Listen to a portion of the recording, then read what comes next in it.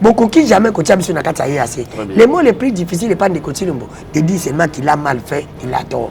De continuer mazo boya ko azama ibalite, ma ibalende tioli ezonga rasimate. Mais décision moko jindo ko changer. So moni ko sali raté. Tu reconnais que tu as mal fait, on va te pardonner. Et assez babunda, on dirait première expérience dans le pas biso. Première expérience dans le pas biso. Et assez zali bungité et assez zali malédiction pour biso. Manque taï ko contre biso na, c'est tout simplement où il y a linga bisa biso que baza ko banga ni katumbi.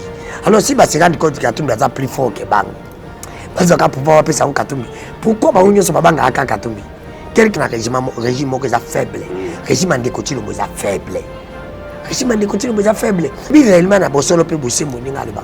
Si nous étions sérieux, il faut que biso ba congolais to kanga de côté le mbo na parti bande ko nyosa IDPS to kanga bango pour si ba ibisa biso à l'époque quand tout le monde faisait l'opposition contre Kabila.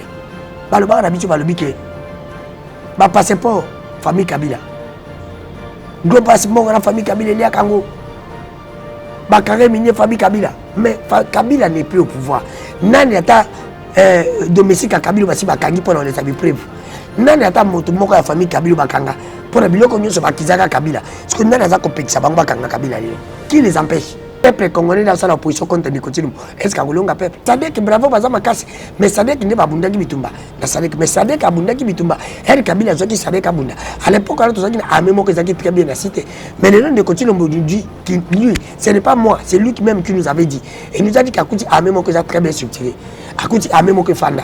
Kabila tika biso 8e, yakuti ame 8e comme tu biso 11e. Même pas ça toza makasi. Toza na Congolais za président na Zambie, za président na l'Afrique du Sud. Parce que ce n'est que des deux présidents de pays où on a dit que et si Mouya a été clair, c'est qui se conçoit bien s'énonce clairement. Moussa là-bas, année Moussa n'a pas eu deuxième mandat. Kabila est le premier président congolais à vie. Oh, il est vivant. Nicotine, c'est le premier président congolais qui a un mandat. Mouya a un congolais qui est compétent, qui est makas, qui est voix de Yokanaka. Ngongo ya papaya précisément na mboka neti Afrique du Sud na soki ba yebaki balinga ba obi mission ya EAC zaki pendant 6 mois de qu'il faut passer l'évaluation et à salbi qui passe à bunda qui na zone tampon alors que nous avons un problème de la guerre biso photo bunda même que zaki pendant ko sala ko inaugurer ko réhabiliter babiloko alors il fallait tout checker Kabila et ça là nzela mon côté de continuer masali ko neka Kabila ça de continuer mbo a grandi kaka banzela de Kabila sala timu ya zana libabe zepa na yezali ka yiko kutana la place où mutazala ki anazaki mokolo mataki bar likolo ya ye azali kokokate azali ko sala ba raté régime ya Kabila kuta aza faible azaki faible masala ki une intention ya ko sala biso projet ya Bukangalozo malgré que l'argent a été volé dilapidé par Matata Mpo simple pas selon moi mais selon les gens de l'IDPS toko kata volonté toko lia yo so mono kata volonté lia volonté ngazana ngobiso to mona ngote volonté ngazaka na mutu beto na moi parce que chose na moi il faut biso to mona à l'époque où je disais c'était les collaborateurs de M. Tshilombo mais je me suis rendu compte que le problème du Congo aujourd'hui c'est Ndeko Tshilombo lui-même c'est lui-même qui est problème il faut faire partie de Ndeko Tshilombo. Mais amis téléspectateurs, fidèles abonnés, il y a Front Commun TV, mesdames et messieurs, bonjour, bienvenue dans ce nouveau numéro Tolo Bela Congo, émission Nabino Topé Sarabino Actualité, Informa Rabino.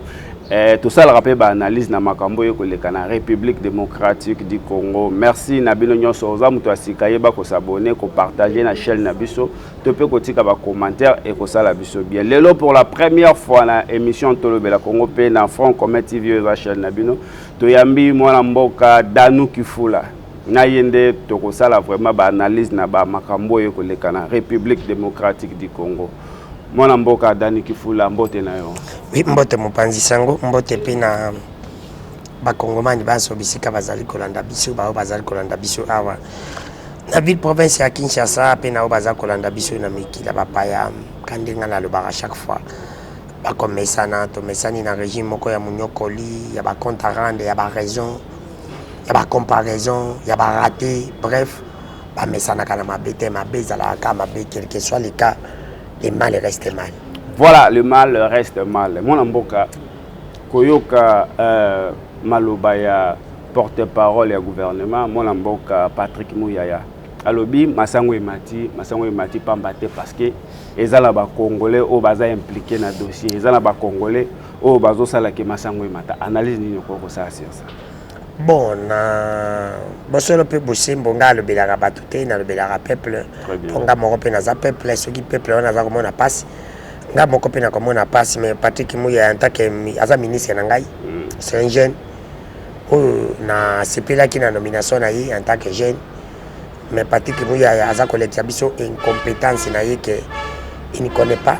Très bien. Parce que Patrick Mouya aza na libabe zepa na ye zali ka yiko kutana la place où mutazala ki onazaki mokolo mataki bar likolo ya ye azali kokokate azali ko sala ba raté et Mouya ya atika nika koloba parce que na communication ya Mouya ya eleki koloba ke Mouya aza kolekisa keza na un congolais ou azali compétent ou azali makasi ou azosa oyo voix na ye yokanaka na ngongo ya papaya précisément na mboka neti Afrique du Sud na alobaki ke comme alobaki Afrique du Sud na Tanzanie soki mboka na Tanzanie na Zambie Afrique du Sud na Zambie oyo ke apekisi ba masango ya c'est pour te dire que tous na Congolais za président na Zambie za président na Afrique du Sud parce que ce n'est que des deux présidents ba pays wana ndi bakolo bakeno biloko bango ya wate mais si Mouya a été clair babi c'est qui se conçoit bien s'annonce clairement musala ba ane musana ba woni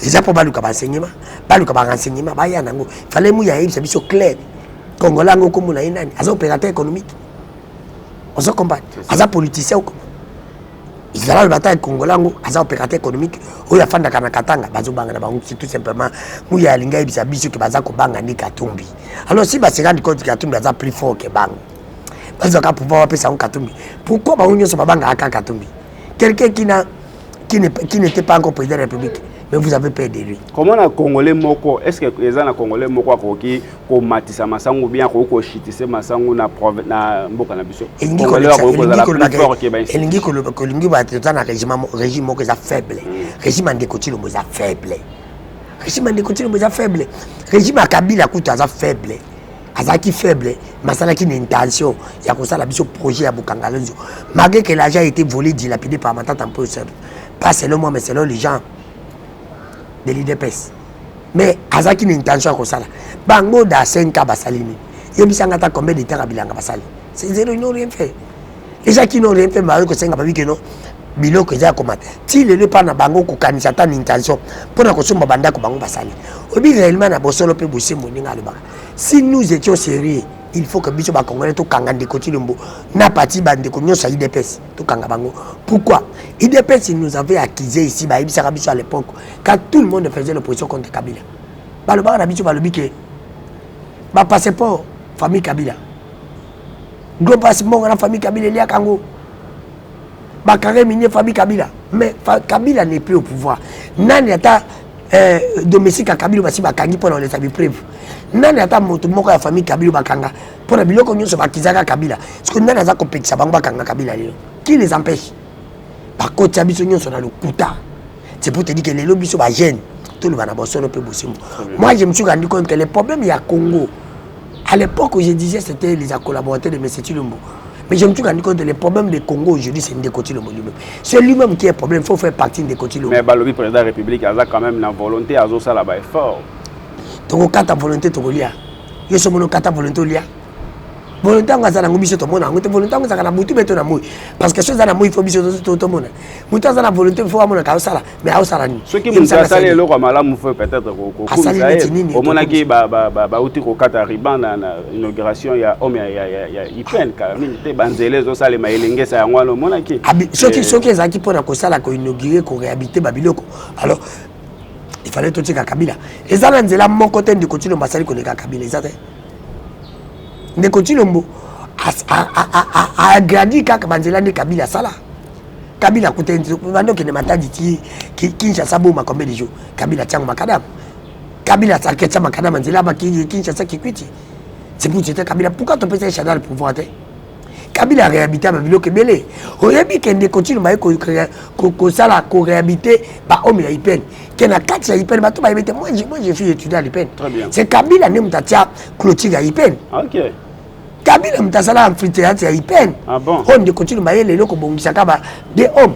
C'est pour te dire que ceux qui tozala ki nyonso Kabila réhabita au Kabila ça to pese pouvoir fallait Kabila chada na pouvoir mais to boya ka nyonso Kabila ça to ba sala le côté bon on de continue boya ko réhabiter kaka biloko ya et ça msa na un peu pas c'est pour cela yemo en tant que président de la République azo Kabila kana des hommes ake ko réhabiter alonga kana homme lelo le ba étudiant bangi basala grève pour faire académique on quitte que faire académique et matin na IPN ba on sala bangi basala grève mais lui qui était là où il était il n'a pas pu donner les solutions à quel longo n'a pas à longo car le lobby nango il existe il est incompétent. Est-ce que vous avez un gouvernement na biso ezalaka na politique moko ya ko prévoir te mais ya ko traiter ba FM bala moko na place ba prévenir que mabe moko ko ya net masangu ba garder masangu peut-être ba zo solution moko avant que masangu ezanga na mboka. Mais c'est pour te dire que le gouvernement babe diriger c'est prévoir mais bato ba ko prévoir te ndenge Kabila salaki de ba ba sala la différence est là parlons pourquoi tout peut ça sur ba tabongo deuxième mandat.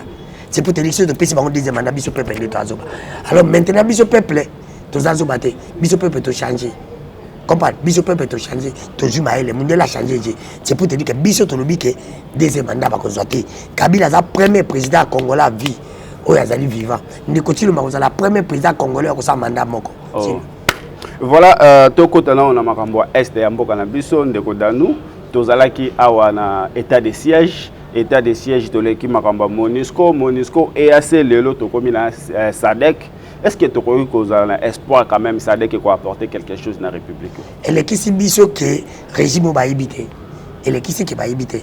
Parce que ceux qui va yebaki balinga ba obi mission ya EAC qui pendant 6 mois. 6 mois de yeko qu'il faut passer l'évaluation. Et à Salbi qui passe à Bunda qui na zone tampon. Alors que nous avons un problème de la guerre. Biso photo Bunda. Maintenant tu bisa qui bango to lobi que non. Beaucoup qui jamais coaché sur la carte assez. Les mots les plus difficiles n'est pas de continuer de dire seulement qu'il a mal fait, il a tort. De continuer mazo boya côté. Avant ma ébalité, tu lis ils ont racimaté. Mais décision moko jino ko changer. So moni ko sali raté. Tu reconnais que tu as mal fait, on va te pardonner. Et connaît que tu as mis sur la bungi ya kokota sur la carte ya EAC. Parce que EAC ba bunda on dirait pas mes expérience na ngoi para biso. Première expérience na ngoi ngeze pas na biso. EAC ezali bungi te. EAC ezali malédiction pour na biso. Manque taille ko konta biso na SADC. Mais SADC bravo baza makasi. Mais SADC ne ba bunda ki bitumba. Na SADC mais SADC abunda ki bitumba. Elle Kabila zoki SADC abunda. À l'époque alors tozaki na amemo que zaki très bien cité.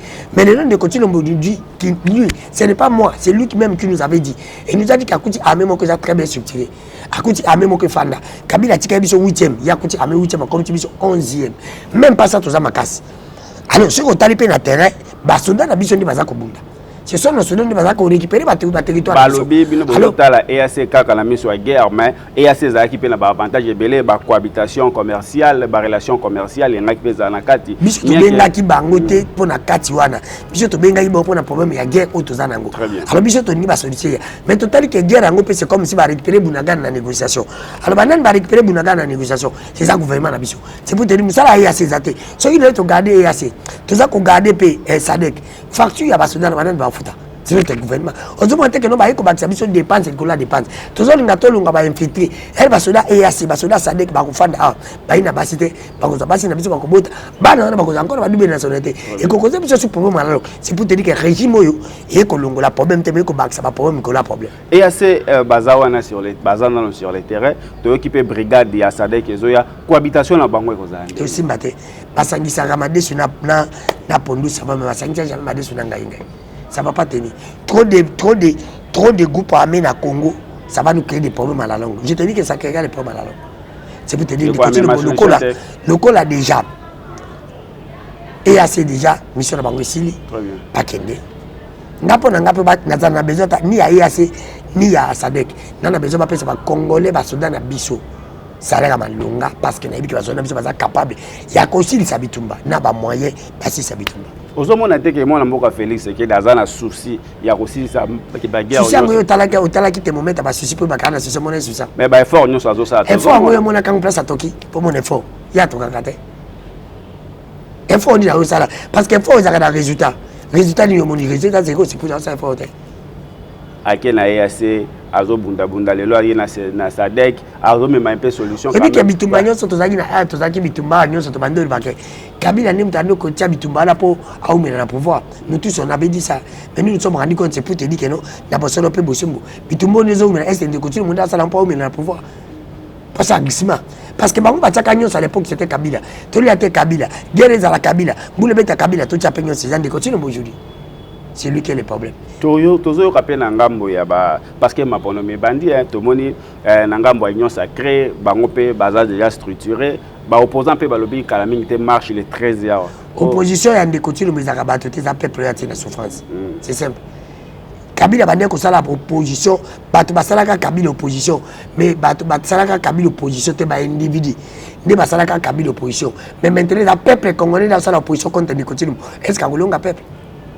Mais mon équipe population au Bayaki qui soutenir sortie officielle union sacrée dans stade Martyr c'est que Ndeko Félix fallait pour papa ça là qui plein à Martyr on a son pas bête ba plein à Martyr matikala obi ma député lilo ba pe ça la rappeler la jeune ya catholique peut ça la rappeler que ça la plein ni ko le battre que ça deuxième mandat marche ya ba opposant aux hommes la pèse bon chance d'attaque ba congolais pas marcher pour mutunyo so ko marcher taza mutama bi nzala souffrance za ya komata Félix akutaka souffrance ma sisi ngote na kota la mboka na biso na ngamba opposition pe ya majorité est-ce que comment napenda ba politique bazala vraiment na souci à conserver mboka o to bazala na souci à conserver mboka te bazala na souci bazo ba vie pour na mboka na famille na ba na bana ba balinga ba congolais te mais balinga ndi Congo pour balinga biloko za kati na Congo au lieu que bazo pe bato baza kati na Congo balinga ba te ba ba jubilo nyoso sofu bato ba ba mpazi pour bato balinga bato ba ko vivre ba ko faire vivre bato te na condition ba faire vivre biso Nangambo ya union sacrée tozo kabazo le bela biso mingi élection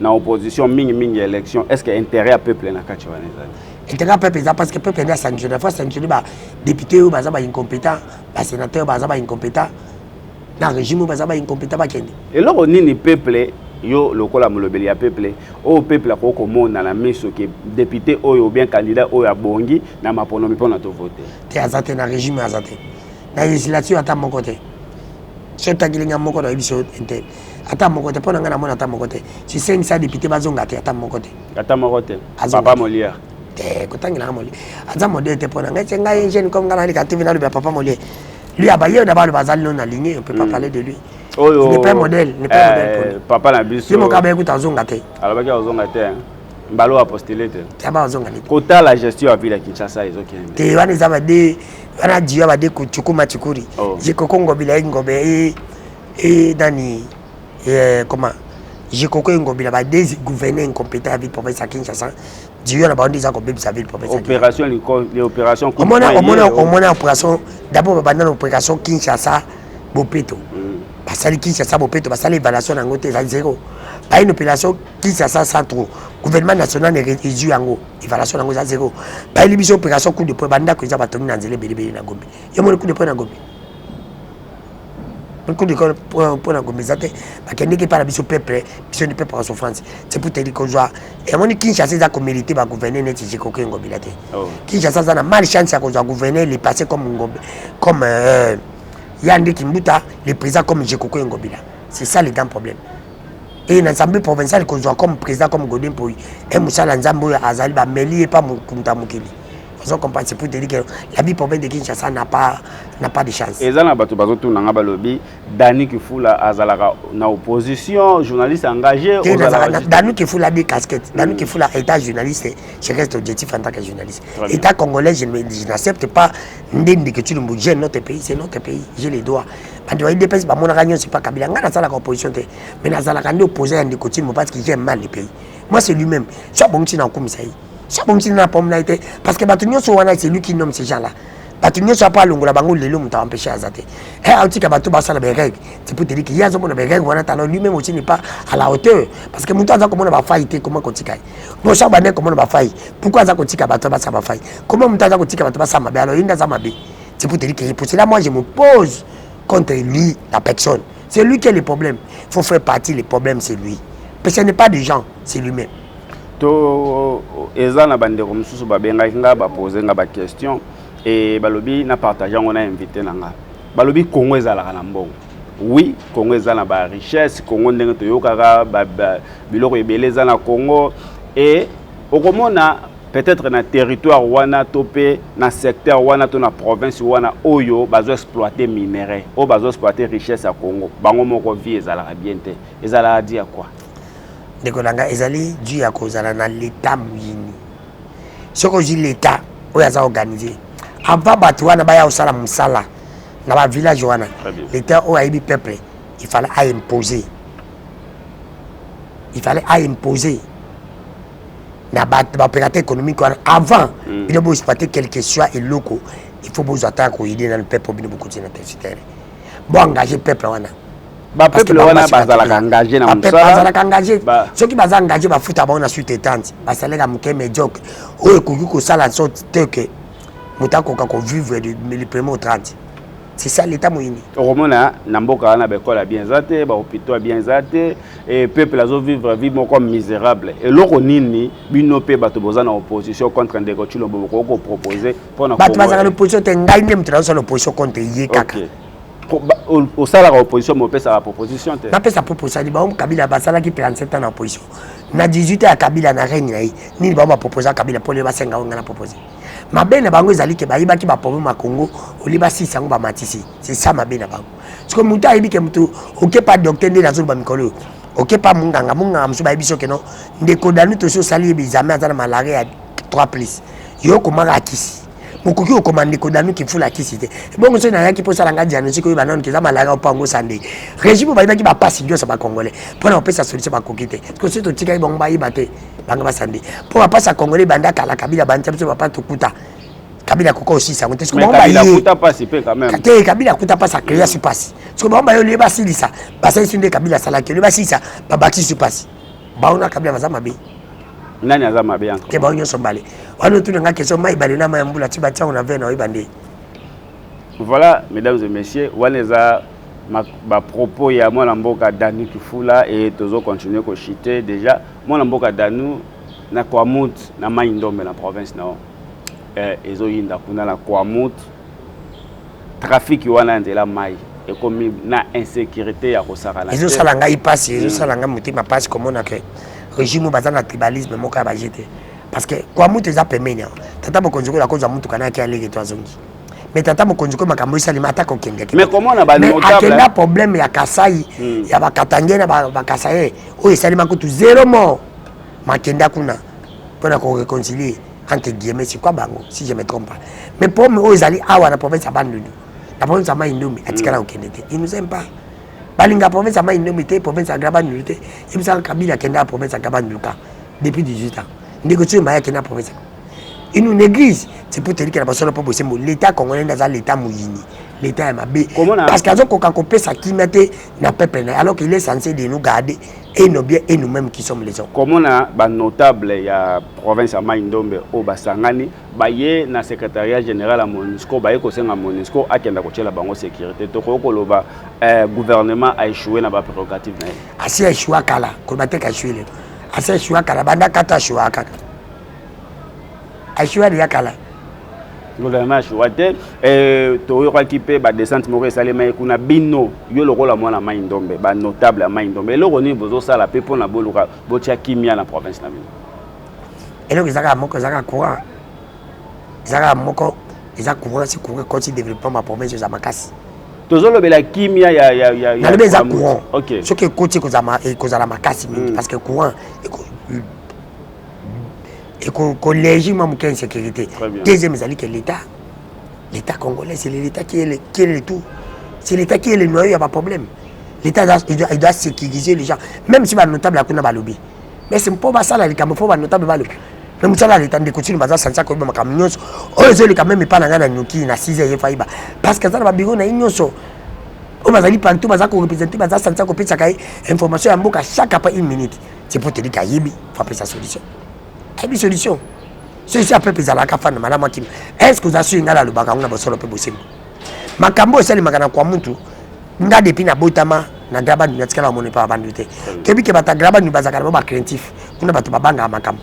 Makambo ngala mitu na ka keso. Batu bayaka na bangombe bayaka na makolo ti lelo bafanda. Ezana batu bayaka na ngombe na province yako. Bayaka na bangombe bakota makolo. Ti le to ibate. Ti lelo batu bafanda wapi. Et ça, quand il futur, bah, quand on a tout que nous, il va comment créer un problème. Parce qu'entre nous, je ne pense pas que nous avons jamais pauvre, la violence n'était pas faite pour les gens de Badon. Mais baloba rappé ceux qui les camésans la famille bino pe bakolo boko fan s'appelle ba de côté au bazobe bana bochepe kimi na kati afanda kasu balanda kasu apparemment ba notable ndé ya maindombe bozo kipe province na bino to ba kipe province tende parce que biso to zaneti bandi ko wana te bazanaka balingi ka province la bango ka province la bango quand depuis batakabla bazaka province la bango mais bato bana régime combien de projets qui dans la province là-bas combien de projets dans la province na maindombe la province à Gabani combien de projets Congo Central, combien de projets? Maniema, combien de projets? Mais combien de projets qui n'a Grand Kassai? C'est pour te dire que mais si c'est un autre ticket. Bon régime, ils ont un problème. Voilà, mesdames et messieurs, mais ça n'a déjà na kozalaka moi na mboka Danou à tout temps bozalaka na besoin na et tozanga te ko inviter. Moi na mboka Danou to komi ko chiter déjà et le nini ko ko yebisa bato nyonso balandi biso ba retenir nini. Bon, ndeko journaliste peuple congolais fongola miso a retenu kake bonheur a beaucoup que le quelque pas na yimoko ndaza na clé à vie na yi c'est pour te dire que c'est il est temps pour ba fongola ndaka vie na ba fongola ba droit na bango vous comprenez bas ba ba te que no ngaite bango za makama politicien te c'est mboke bonge bonga pour la biso tout ça la sorte que mboke bonga alors peuple a fongola miso za la vigilant basa la ndisa na 2018 cette fois-ci plabé la biso ezali to voter to tikali wana Denika de me faire publier bigo par bigo. Vous votez pour Tikali dans le bureau, c'est-à-dire ton voter n'est pas ça, nous Tikali. Il faut aller dans le bureau, dans centre. Pour déplacer pour faire dans le bureau. Oui, on a changé. La publication du même jour. On a changé, il faut ça le même jour. Déploiement le même jour. Ouais, nouvelle technologie. Et les capos, on va y aller, on va pas faire solution. Ba avenir politique moi na mboka Danou ozalaka na ba avenir politique tozela moi na mboka Danou na 2023 candidat ou bako c'est la date na air makambo tende ko sino bako c'est la ki date na air makambo ya 2023 oyi kokora te yango ne kokiti bapuka bato bazobanga bazela kaka moi na mboka Danou alobi bozela kaka. Voilà mesdames et messieurs tokomi na suka ya émission na biso moi na mboka Danou j'espère il kamba loba monsieur Zate. Voilà tokomi na suka ya émission na biso ya mokolo malelo. Merci na Rodrigue Ilema mutazalai na derrière caméra. Merci na maître héritier Bolo Bamba espoir ya bana maindombe pe Villa Inongo en particulier balobi ba projet malamu ezoya kuna bana maindombe bana inongo bozala déjà maboko ya kofungwa mabofungola motema parce que ya pesa bato misala ko sarate o ezoya ezaya koleka. Merci na maître héritier Bolo Bamba. Merci na bino nyonso bato bo pesa confiance pe fidélité na émission yo mama nana mbomba to pesio bambo tebele balobi kala mingi te to sa descente na province ya Équateur na ville Mbandaka na cadre ya vision de l'aigle. Balobi bana mbandaka bozala déjà mobilisé kala mingi te descente moko ezoya wana l'honorable Die Banza Londolongu ya merci na yo merci na nyonso zo sala pona émission yo ekomaka na bandako. J'espère que ngana bino tokutani prochainement.